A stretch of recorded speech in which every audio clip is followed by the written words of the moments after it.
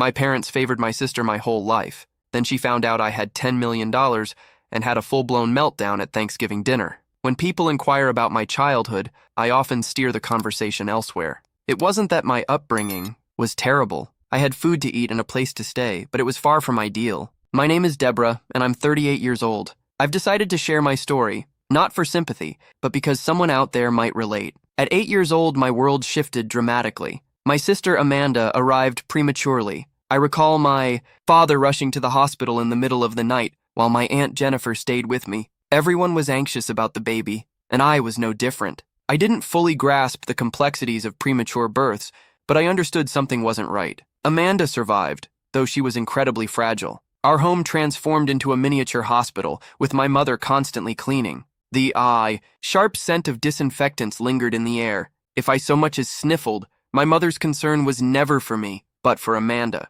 "Deborah, was that a cough?" she'd ask, alarmed. "We can't take any chances. Pack a bag. You're staying." At Grandma's for a few days. I frequently found myself at Grandma's or Aunt Jennifer's, as though I carried an illness. Initially, these visits felt like small adventures, but over time, I realized I was being pushed aside. Desperate for my parents' approval, I excelled in school. I earned top grades, joined the debate team, and even won a science fair. Yet, Amanda's health always overshadowed my achievements. "Look, Mom, I won the science fair," I'd say excitedly, clutching my trophy. "That's nice, dear. Did you wash your hands? Amanda's been feeling a little under the weather," she'd reply dismissively. By the time Amanda turned 7, she had outgrown her illnesses and was finally a robust, healthy child. However, my parents remained stuck in their protective habits, unable to let go. Amanda, realizing the power she held, began to exploit their unwavering attention by feigning vulnerability whenever she wanted something. High school was supposed to be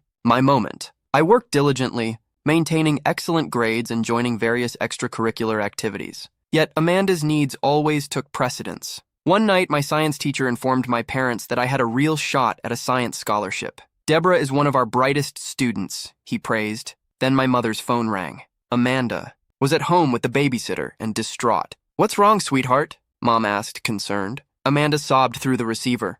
"I can't find my favorite pen for homework. The one Deborah gave me is awful." Just like that, the moment was gone. My parents rushed home, abandoning the conversation about my future, all to help Amanda locate a pen. After that, they stopped attending my school events entirely. "It's just easier this way," they reasoned. "Amanda gets upset when she feels left out. When I won the state debate championship, they didn't even display my trophy. Amanda doesn't like seeing other people's awards," my mother explained, tucking it away in a drawer. Getting accepted into college should have been a celebratory milestone. I had earned a full-ride scholarship to state covering both tuition and living expenses. I was thrilled until I stepped through the front door. At dinner, Amanda barely looked up before rolling her eyes and saying, "Finally, you can move out. I'm turning your room into my gaming setup.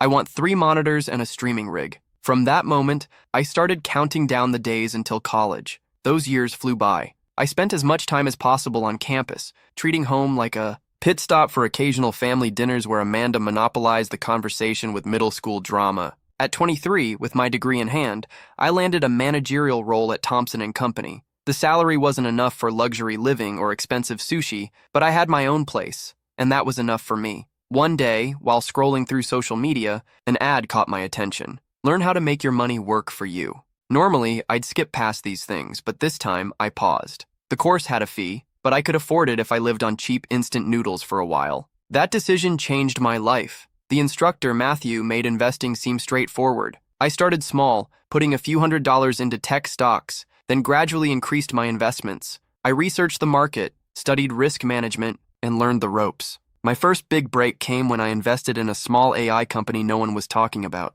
A $375 investment skyrocketed to $30-50 in 3 months. Then, a biotech startup tripled my money. Before long, I was earning more from investing than from my actual job. The moment I realized I could walk away from corporate life is still vivid. Sitting at my desk, pretending to care about work, I checked my investment app. A stock had hit its target price. Running the numbers, I saw my investment income had tripled my salary. Right then and there, I drafted my resignation letter. Still, I kept up the habit of attending Saturday family dinners, maybe out of routine, maybe out of hope that something would be different. I'd sit there, eating my mom's mediocre chicken, listening to them discuss Amanda while my investments quietly made me money in the background. "Deborah, you're still working at Thompson's, right?" Mom would ask, barely interested in the response. "Yep, same job," I'd reply, knowing they'd stop listening before I even finished speaking. It was easier that way. No need to explain that I had left 2 years ago and was now making more in a day than I once did in a month. Amanda was the focus of every meal. She had been accepted into Carleton University, an expensive private school. "It's a huge cost," Mom would sigh, though her voice held nothing but pride. "But Amanda deserves the best. We took out loans, but it's worth it for our little girl's future." Amanda, twirling her pasta, would casually add, "My roommate has a Gucci backpack. Everyone there comes from such wealthy families." Her implication was clear. Our family didn't measure up. Then, one Saturday, I found Mom crying over a stack of bills. Dad sat at the table, drowning in paperwork. "Property taxes increased again," he muttered, "and with Amanda's tuition." Watching them struggle, I thought about all the times they had put Amanda before me, but no matter what, they were still my parents. That night, I set up an automatic transfer of $7,000 a month to their account. When I told them, Mom actually hugged me, for the first time in years. "Oh, Deborah, this will help so much." I had held on to a small hope that things would change, that maybe they would finally see me in a different light. But that hope shattered when I overheard them in the kitchen after dinner. "We should give some of Deborah's money to Amanda," Mom suggested. "At least $450. The poor thing feels so out of place surrounded by all those rich students." Dad agreed without hesitation. "Good idea. She needs to maintain appearances. Maybe she can finally get that designer bag she's been eyeing." I wanted to storm in and tell them everything, that I'd quit my job years ago, that my investments had made me wealthier than they could imagine, that if I wanted, I could buy the entire store they were so eager to help Amanda shop in. But I didn't. I just stood there, shaking my head as they plotted to funnel my money into Amanda's social status. By the time I turned 29, I was ready for something new. My investments had exceeded my wildest expectations, and I was done with renting. After months of searching, I found the perfect apartment, secure, with a stunning city view. It wasn't flashy, just well-built and spacious enough to feel like home. The best part? I could buy it outright. No mortgage, no debt, no financial strings attached. The day I got the keys, I stood in the empty living room, listening to my footsteps echo against the walls. This was mine. No one else had a claim on it. No loans, no approval from anyone but myself. When Mom called, as usual, to talk about Amanda, under the pretense of checking in on me, I casually mentioned that I was moving. "Did you find a cheaper place to rent?" she asked, distracted, papers rustling in the background. "Just a different place," I replied vaguely. "Better location." "Well, don't spend too much on rent, honey. You know how unstable the job market is in your field." I nearly laughed. If only she knew that my field now consisted of managing millions in investments, not pushing papers at Thompson's like she still assumed. At the next family gathering, Aunt Jennifer asked about my new place. Before I could answer, Mom jumped in. "Deborah's renting a new apartment," she said dismissively, "but wait until you hear about Amanda's big news. She's about to graduate at the top of her class from Carleton University." As always, the conversation became a Amanda highlight reel. The relatives gushed over her bright future, occasionally glancing at me with expressions of mild sympathy. "Amanda's going places," Dad declared proudly. "Not that we're surprised. She's always been our star. Companies are already competing to hire her. Unlike some people who settle for being average," my cousin muttered to his wife, just loud enough for me to catch. I took a slow sip of my wine, thinking about the stock deal I had made that morning, one that had brought in more money in a single day than he made in an entire year. But I said nothing. Let them believe what they wanted. Then came Amanda's graduation party. Mom and Dad went all out. Catered meals, elegant decorations, the whole spectacle. I couldn't help but notice that a significant chunk of the money I sent them had gone toward funding the celebration, but at this point, I was used to it. Amanda strutted around in her cap and gown like she had just cured cancer. She spotted me by the punch bowl and immediately made a beeline for me, gripping her diploma like a trophy. "Look at this, Deborah," she said, shoving it in my face. "Carleton University, not some state school like the one you went to. And I already have interviews lined up with top companies. I'm not going to end up pushing papers like you." I took another sip of my drink. "Congratulations, Amanda." "That's all you have to say?" she scoffed. "Aren't you jealous? I mean, I'm going to be so successful and you're just, well, you." She stood there, practically vibrating with the need for me to admit she was superior. I could have easily told her about my investments, my fully owned apartment, and how I made more before finishing my morning coffee than she would in her entire first year at work. But what would be the point? Instead, I simply shrugged and walked. away, leaving her standing there, clutching her diploma like a shield against her own insecurities. 3 months after graduation, Amanda was still job hunting. Those companies she had boasted about, the ones supposedly eager to snatch her up, didn't seem too impressed with her pricey degree after all. Meanwhile, the student loan bills had started arriving. One evening, Mom called. "Deborah, do you have a second to talk?" I already knew what was coming. "Amanda's loan payments." She hesitated, probably trying to add some dramatic weight to her words. "They're really taking a toll on us, honey. And with all our other expenses, I hate to even ask, but could you possibly— How much do you need?" I cut in, already sensing I'd regret it. "Well, if you could raise your monthly contribution to $3,500, it would be an absolute lifesaver."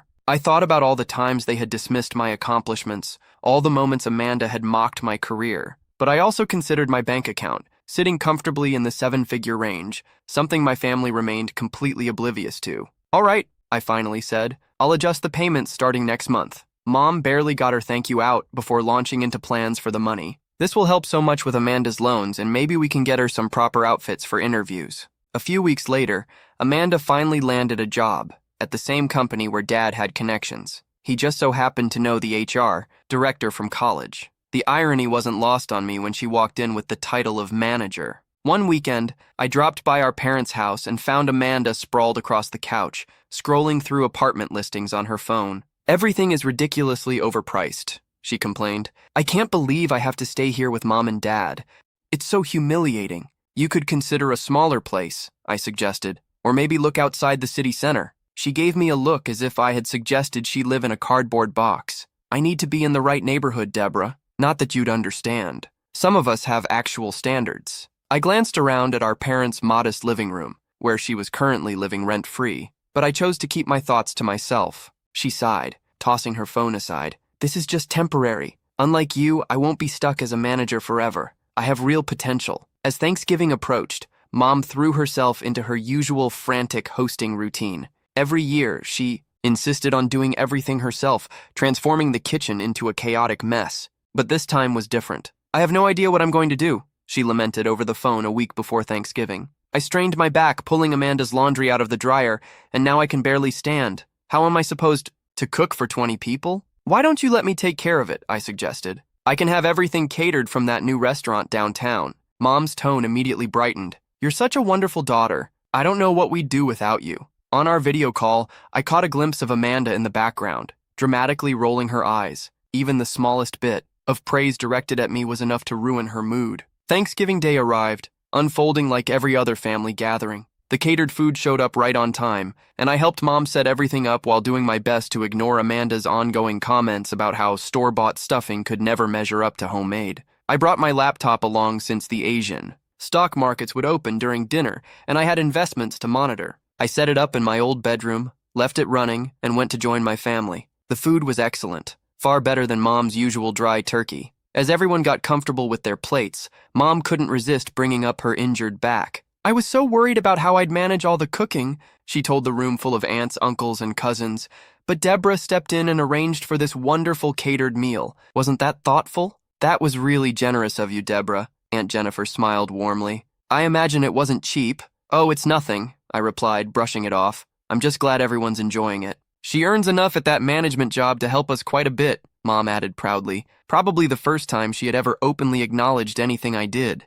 Across the table, Amanda's face darkened. Without warning, she shoved her chair back and stormed out of the room. I thought it was just one of her usual tantrums, but something felt different. When she returned, she was gripping my laptop, her smirk sending a cold wave of dread through me. "Let's find out just how well Deborah's really doing," she announced, her voice dripping with satisfaction. "Since she's so generous, she won't mind if I show everyone her bank balance. Time to expose what a fraud she actually is." I shot up from my seat. "Amanda, don't," but it was too late. She had already turned the laptop around. My banking app, still open from earlier, was on full display. The room went utterly silent. Amanda's expression twisted as all the color drained from her face. Her hands trembled so violently I thought she might drop the laptop. "Amanda?" Mom's voice wavered with concern. "What is it? What does it say?" Amanda's voice came out in a whisper. $10 million. The silence was suffocating. I could hear the ticking of Mom's old wall clock, the hum of the refrigerator, and the faint clatter of my cousin's fork hitting his plate. "There must be some mistake," Aunt Jennifer murmured, leaning closer. Deborah's just a manager at Thompson. I haven't worked at Thompson in years, I stated calmly, finally telling the truth. I left to focus on investing full-time. I studied the markets, took courses, and became highly skilled. You mean you're rich? Amanda's voice cracked on the last word. I took a slow breath, looking at the stunned faces around me. I've been investing for years. I started small, learned as I went. And yes, that account has $10 million in it. I wasn't keeping it a secret. You all just never asked. The silence barely lasted 3 seconds before Mom shattered it with a piercing shriek. $10 million!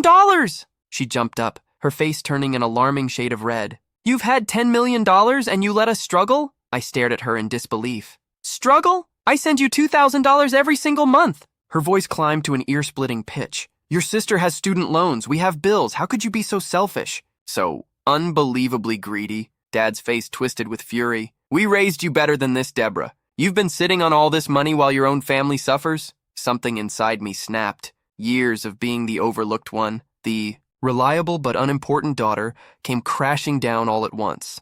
Oh, so saving money is a crime now? That's rich, I scoffed, though there was nothing funny about it. Tell me, where was Mom and Dad's magical savings when it was time to pay for your college, Amanda? Oh, that's right. They never saved. A dime because they spent everything on you. But here's the kicker. They didn't pay for my education either. I earned a full scholarship while you racked up loans for your fancy private school. That's completely different, Mom snapped. Amanda wanted.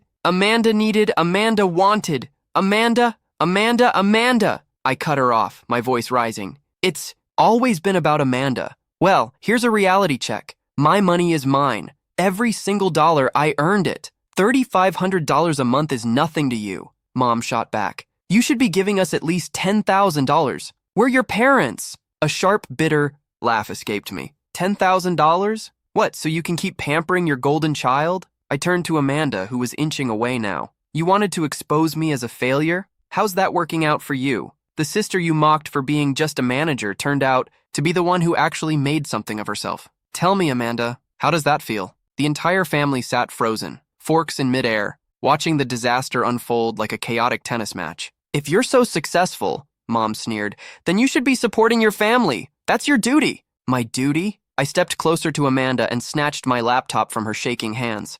No, my duty ended the moment you decided I didn't matter. You put everything into Amanda because she was the special one with the bright future. Well, go ahead. Let her and that bright future of hers take care of you. Aunt Jennifer tried to intervene. Maybe we should all take a breath, but it was too late. Mom and Dad were both yelling now, their voices merging into a deafening storm of anger, blame, and entitlement. Amanda had burst into tears, her go-to move when things didn't go her way. I didn't say another word. I just turned and walked out of the house I had once called home. As I reached my car, I could still hear my mother's furious voice screeching behind me. The messages started before I even made it back to my apartment. My phone buzzed nonstop, calls, texts, all from Mom, Dad, and Amanda. At first, they were furious, demanding. Then they shifted to guilt-tripping. I tried responding at first, thinking maybe, just maybe, they'd finally understand. But it was useless. They didn't want to understand. They wanted my money. Then Mom took it to social media.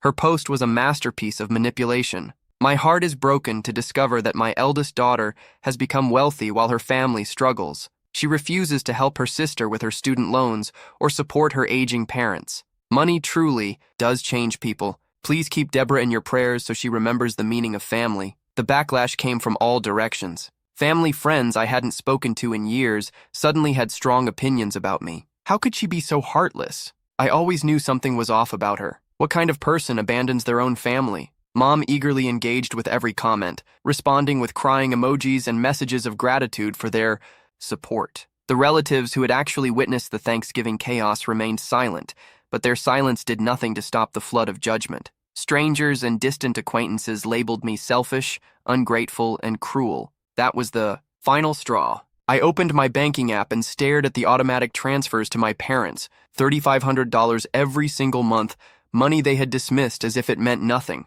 With a single tap, I canceled it. Then, I sent one last message to Mom. I've stopped. The payments. I'm done being your personal ATM. Don't contact me again. But they didn't understand. The calls escalated, flooding my phone at all hours. Amanda used different numbers to reach me when I blocked hers. Dad left endless voicemails droning on about my supposed obligation to family. Mom doubled down on her social media theatrics, twisting the narrative further. I blocked them all: phone, numbers, emails, every social media account they could use to reach me. But I knew they wouldn't stop there. So I took precautions. I called James, the front desk manager of my building. I need to put some names on the do not allow in list, I told him. I provided their full names, descriptions, and even showed him their pictures. He nodded, noting everything down. Sure enough, the very next day, James called. My parents and Amanda had shown up, trying to force their way in. They made a scene in the lobby, shouting threats and even claiming they'd call the police. That night, I sat down with my laptop and started browsing houses in other states. Maybe it was time for a fresh start, somewhere they couldn't find me. Some would call it running away. I call it setting boundaries. They had their chances, years of them. They could have supported me, acknowledged my hard work, treated me with the same love and respect they showered on Amanda. Instead, they belittled me, dismissed my success, and only came running when they wanted my money. Now that I've seen their true colors, I feel no guilt in cutting them off. As I scroll through listings in faraway cities, all I feel is relief. Sometimes, the healthiest thing you can do is walk away, even if it means walking away from family.